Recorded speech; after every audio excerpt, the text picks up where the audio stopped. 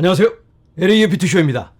방금 FOMC 미팅이 끝나고 제롬 파월이 기자회견까지 마쳤습니다. 결과는 금리 동결. 그런데 시장이 살짝 실망하는 듯 보이죠.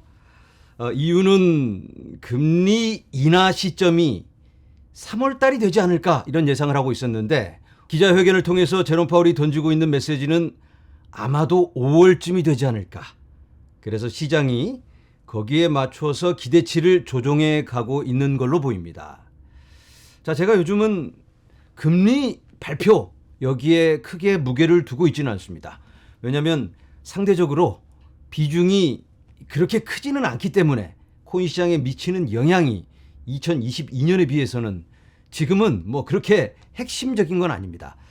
하지만 오늘의 금리 발표는 몇 가지 한번 살펴볼 그런 내용이 있는 것 같아서 여러분들과 잠깐 나눠보도록 하겠습니다.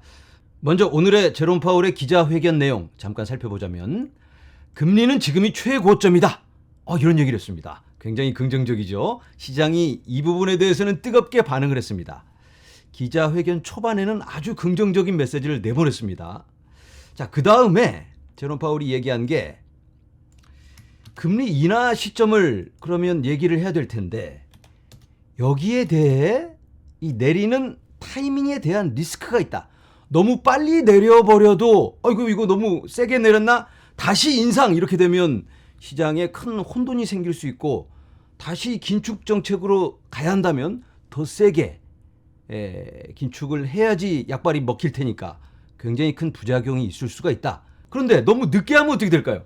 너무 늦게 해도 큰일입니다. 너무 늦게 하는 리스크도 분명히 존재합니다. 시장이 다 죽어버리고 난 다음에 아이고 큰일 났네 하고 살려내려고 금리 인하를 해줘도 그때는 또 약발이 안 먹힙니다. 벌써 죽어버렸기 때문에. 그래서 이런 부분에 대해서 신중하게 데이터를 계속 받아가면서 적절하게 대응을 하겠다라고 말을 했습니다. 자, 금리 인하 시점이 그러면 언제냐 도대체 이러한 질문에 인플레이션이 2%를 향하고 있다는 확신이 섰을 때 그때 금리 인하를 하게 될 것이다. 언제 확신이 서나 어떻게 어떤 방법으로 제롬 파월이 뻔한 대답을 하죠. 여기에 대해서는 늘 하는 말 데이터를 보면서 미팅별로 결정해 나가겠다. 아니 미팅별로라니 벌써 미팅을 했는데 그러면 이번 미팅이 끝났으니까 어떤 방향을 좀 정해주면 그 다음번에는 조금 더 구체적으로 이렇게 나가면 좋을 텐데 이번에 전혀 방향을 정하는 그런 멘트는 없었다. 아니 왜?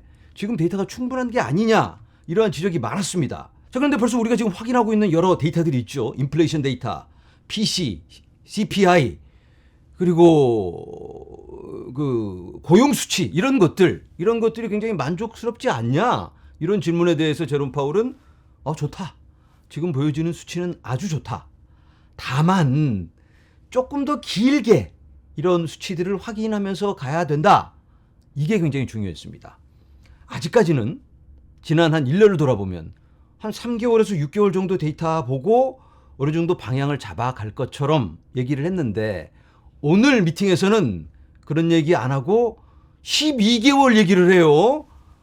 3개월, 6개월을 보면 충분히 어떤 결정을 내릴 수 있는 그런 수치인데 12개월 얘기를 하는 바람에 시장이 12개월까지 자료를 모아야 한다면 시간이 더 걸릴 수 있겠다. 이 부분 때문에 지금 시장이 약간 실망하고 거기에 맞춰가는 분위기입니다. 자, 그렇다면 앞으로 지난 6개월을 좋았는데 그럼 12개월이라고 한다면 앞으로 6개월간 어떤 데이터를 예상하냐.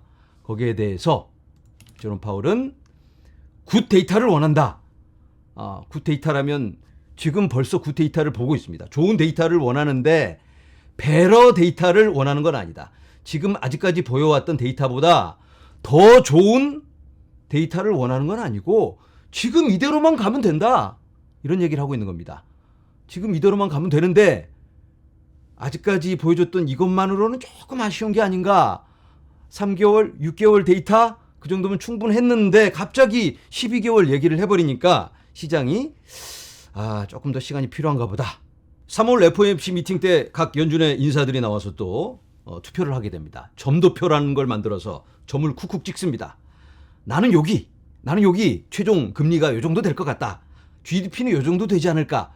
그러면 그런 자료들을 모아서 고민하고 어떤 결정을 내려야 되는 거니까 그러면 점 찍자마자 바로 금리 발표를 조정할 수는 없을 테니까 5월 달쯤 되지 않을까 이런 기대가 시장에 지금 퍼져가고 있습니다. 자, 제롬 파월의 기자회견 후 시장의 예상입니다.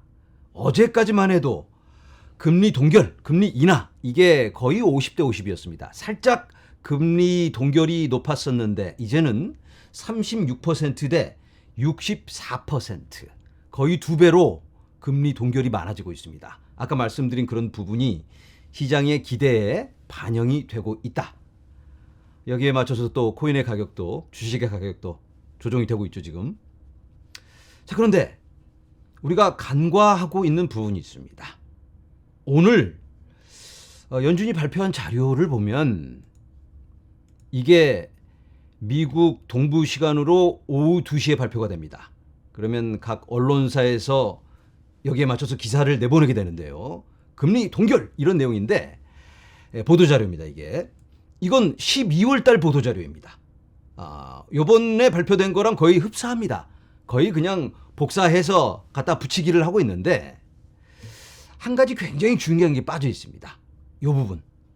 The US banking system is sound and resilient. 이게 12월에 발표된 자료에 이런 부분이 있었는데 미국의 은행 시스템은 sound, 단단하고 견고하다.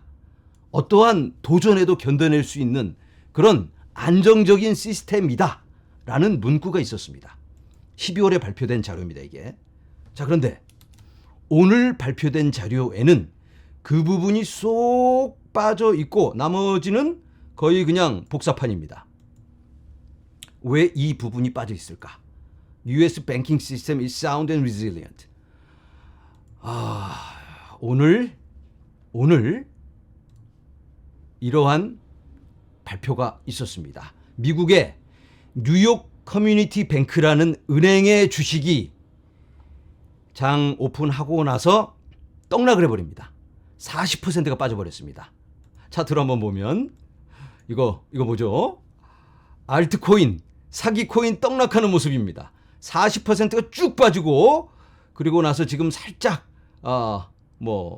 안정세도 아니죠. 이 자리를 유지하고 있는데 오늘만 한 36%, 7% 빠졌습니다. 이게 뭘 의미하는 걸까요? 이 뉴욕 커뮤니티 뱅크, 이 은행은 시그네처 뱅크를 인수한 은행입니다. 시그네처 뱅크, 그리고 작년에 무슨 퍼스트 리퍼블릭 뱅크 은행 사태가 있었습니다. 종료가 된 줄 알았어요. 이제는 은행이 연준에서 이렇게 말하는 것처럼 이제는 안정적인 은행 시스템으로 다시 이제 자리를 잡아가는가 보다라고 생각을 했는데 갑자기 땀을 흘리면서 그 부분을 쏙 빼고 발표를 했습니다. 이걸 보고 이런 상황을 어느 정도 제롬 파월이나 연준 인사들이 아이고 큰일 났네. 어떡하나? 야, 일단 빼고 발표해 하고 이렇게 발표를 했겠죠. 자, 그렇다면 연준에서 미국 은행 시스템 아무 문제 없다 이렇게 이야기는 할 수 있지만 문서적으로 이렇게 갖다 박을 수는 없겠죠. 아무 문제 없다, 안정적이다 이렇게 했다가는 나중에 책임을 져야 될 상황이 생길 수도 있는 거니까. 자, 미국의 은행 시스템은 왜 이렇게 sound and resilient, 안정적이다라고 표현할 수는 없는 것일까요? 미국의 여러 은행들이, 지역 은행들이 연준을 믿고 미국 국채를 샀다가 지금 피박을 쓰고 있습니다. 망하고 있습니다. 작년 은행 사태를 통해서 우리가 경험을 했잖아요. 거의 0% 이자를 주는 채권을 샀는데 미국 채권은 가장 안정적이니까 나중에 이자를 5% 이상 주는 국채가 나오니까 사람들이 이 0% 국채를 던져버리고 다 이걸 삽니다.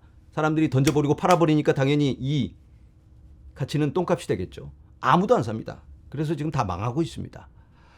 알트코인 샀다가 망하는 것처럼 은행들이 미국 국채 사서 지금 망하고 있는 상황입니다. 그렇다면 연준에서 어떻게 해야 될까요? 이 은행들을 살려주려면 작년에 부랴부랴 은행들 지원 프로그램을 만들었습니다. 그런데 그 프로그램이 이제 곧 만기가 됩니다. 거기에 대해서는 아직 아무 언급이 없습니다. 돈을 더 찍어서 은행들한테 자금을 밀어줘야 되는 거고, 그리고 근본적인 해결책이 필요합니다. 이 은행들을 살리려면 금리를 낮춰줘야 되겠죠. 그래서 예전에 은행들이 들고 있는 그 국채 가격이 조금 올라가야지 은행들이 숨통이 터지니까. 그런데 그런 부분들이 지금 시장에 반영되고 있지 않습니다. 은행 사태가 부각이 되면 아마도 시장에서는 이렇게 나갔다가는 은행들이 다시 작년 3월에 있었던 그런 은행 사태가 불거질 수 있겠네. 연준에서는 그렇다면 또 다른 어떤 대응을 해야 하지 않을까라는 기대가 생길 수가 있습니다. 아니면은 3월 달에 금리 인하를 안 하더라도 5월 달부터는 조금 더 구체적으로 공격적으로 그렇게 할 수도 있겠죠. 그래서 그러한 부분이 시장에 곧 반영이 될 수가 있다. 자, 그리고 더 중요한 거. 금리 인하 시점이야. 5월에 하나, 3월에 하나, 그게 그겁니다. 2달 기다릴 수 있잖아요, 우리가.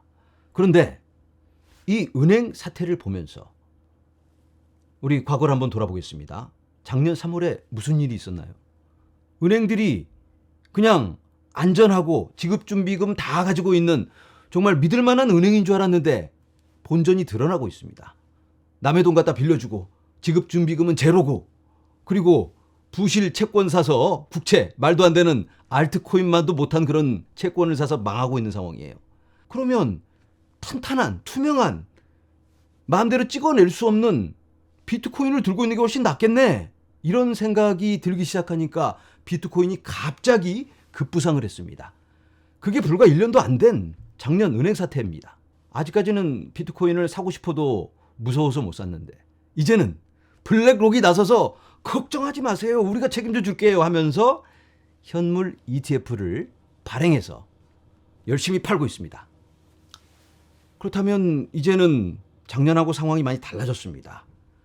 이 은행 사태를 보고 불안감을 느끼는 돈 많은 부자들이 비트코인으로 시선을 돌릴 수 있다.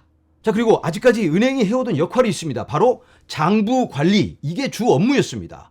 사람들이 돈을 입금하면 오케이, 당신 장부에는 2억이 들어있어요 하고 기록을 해주고, 이 사람이 돈을 막 쓰면 줄여가는 겁니다, 장부를. 그리고 이 사람이 다른 사람한테 1억을 보내면 여기서 이 사람 장부에서 1억을 빼고 다른 사람 장부에다가 1억을 추가해주고, 이렇게 장부를 관리해주는, 이게 은행의 본 업무였습니다. 그런데 이제는 그 장부가 이 신빙성이 사라져버리고 믿을만하지가 않고, 언제 이 은행이 장부 들고 그냥 망해버릴지도 모르는 상황이 생길 수 있기 때문에 조금 더 안전한 선택이 필요할 것 같습니다. 앞으로는 이런 은행들의 업무가 장부 관리 비중은 줄어들고 대출 서비스라든지 아니면 투자, 상담, 수탁 서비스, 재정 관리 이런 것들로 변해가야 하지 않을까, 이런 생각을 해봅니다. 네, 이번 영상에서는 연준의 금리 발표를 기반으로 예상 가능한 비트코인의 역할에 대해서 한번 나눠보았습니다. 오늘도 많은 도움이 되었길 바랍니다. 여러분, 감사합니다.